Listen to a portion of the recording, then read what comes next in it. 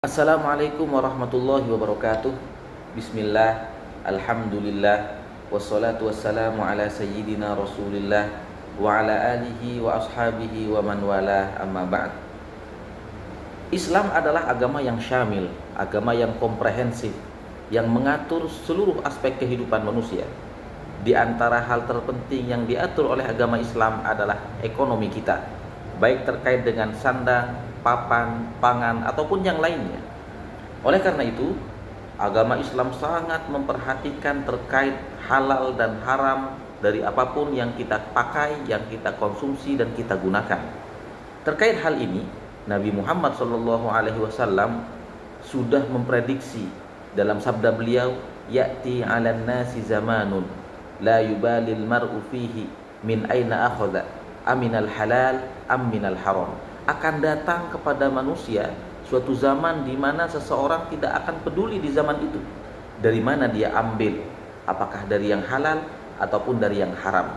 Hadis ini menggambarkan fenomena di akhir zaman di mana masalah halal dan haram bukan menjadi prioritas utama, dan ini menjadi peringatan bagi kita bahwa jangan sampai kita menjadi seperti golongan yang semacam itu.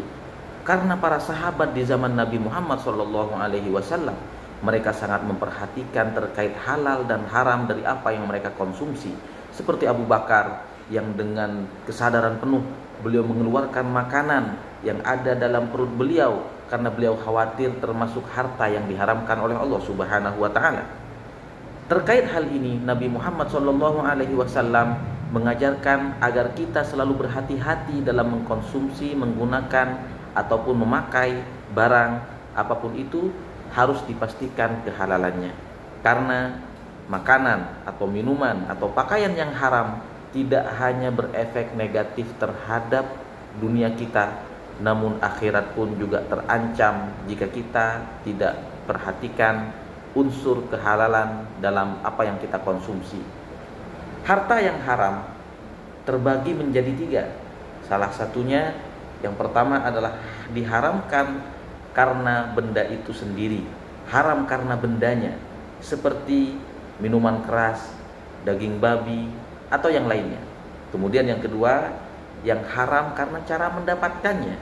Barangnya halal, namun bisa jadi haram karena dengan cara atau barang itu didapatkan dengan cara yang diharamkan, dilarang oleh Allah, dengan mencuri, korupsi, zalim kepada orang lain atau yang lainnya. Atau yang ketiga, haram karena prosesnya, karena menyembelih binatang dengan cara yang tidak disyariatkan oleh Islam, ataupun dengan cara mengolah makanan atau minuman namun melalui proses-proses yang mengandung unsur haram.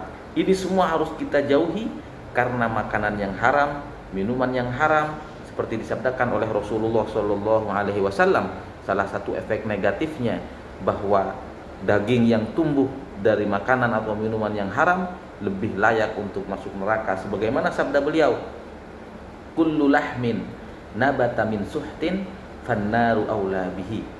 Daging yang tumbuh dari makanan atau minuman yang haram, maka api neraka lebih pantas untuknya, naudzubillah. Kemudian yang kedua, jika makanan dan minuman yang kita konsumsi adalah makanan dan minuman yang haram, maka itu semua akan menjadi penghalang dikabulkannya doa kita. Meskipun kita berdoa sepanjang hari, sepanjang malam, bisa jadi Allah tidak mengabulkan doa kita karena yang kita konsumsi adalah hal yang diharamkan oleh Allah Subhanahu wa taala. Kata Nabi Muhammad, "Anna yustajabulah." Bagaimana mungkin bisa diijabah? Bagaimana mungkin bisa dikabulkan kalau makanan, minuman dan pakaiannya haram, kata Rasul sallallahu alaihi wasallam. Belum lagi kata para ulama, makanan dan minuman haram bisa mendorong kita untuk bermaksiat kepada Allah Subhanahu wa taala. Oleh karena itu, para jamaah sekalian, perlu kita perhatikan halal dan haram dari apa yang kita konsumsi dan kita gunakan, supaya dunia dan akhirat kita selamat, supaya kita lebih tenang beribadah kepada Allah Subhanahu wa taala.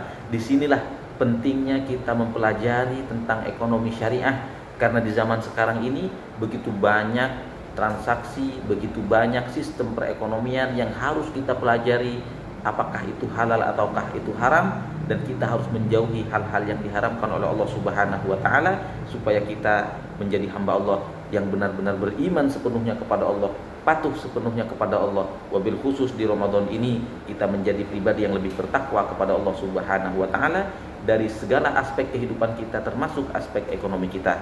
Demikian, semoga membawa manfaat untuk kita semuanya. Wassalamualaikum warahmatullahi wabarakatuh.